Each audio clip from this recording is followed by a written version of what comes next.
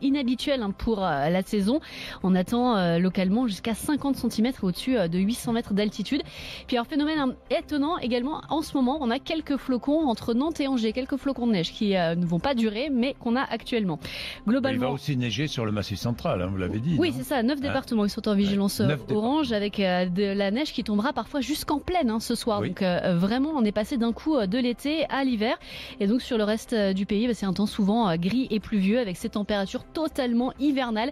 Ce matin, on est entre 0 et 4 degrés. Il fait plus doux seulement vers la Méditerranée. Et cet après-midi, il faudra compter en général 3 à 7 degrés.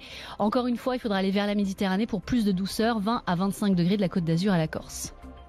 C'était la météo avec le thermostat intelligent Netatmo. Cet hiver, programmez et contrôlez votre chauffage où que vous soyez.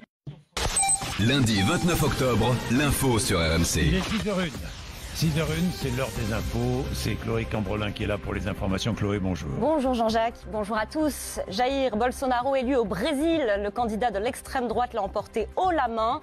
Il promet de défendre la Constitution, la démocratie et la liberté. Nous sommes à Rio.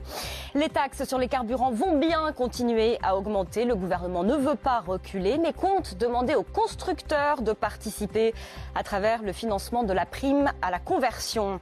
Et puis de record en record, le PSG a battu l'OM 2-0. C'est l'entrée sur le terrain de Kylian Mbappé qui a tout débloqué. RMC 6h01, bienvenue. Il est un nostalgique assumé de la dictature militaire, mais hier soir, il a promis de défendre la Constitution et la liberté. Jair Bolsonaro a donc été élu président du Brésil avec 10 points d'avance sur son adversaire de gauche. L'homme de 63 ans qui a multiplié les déclarations racistes et homophobes a réussi à séduire en promettant notamment de redresser l'économie et d'en finir avec la corruption.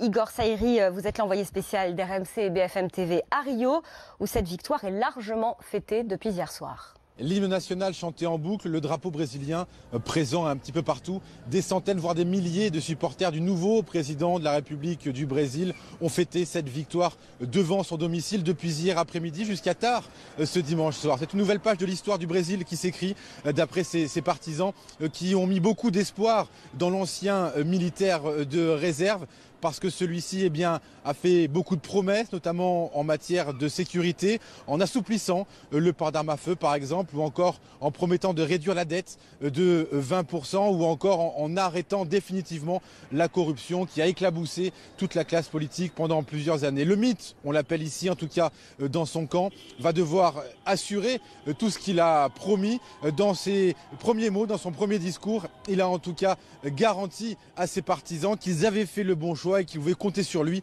et sur Dieu, bien évidemment, pour pouvoir faire avancer le Brésil.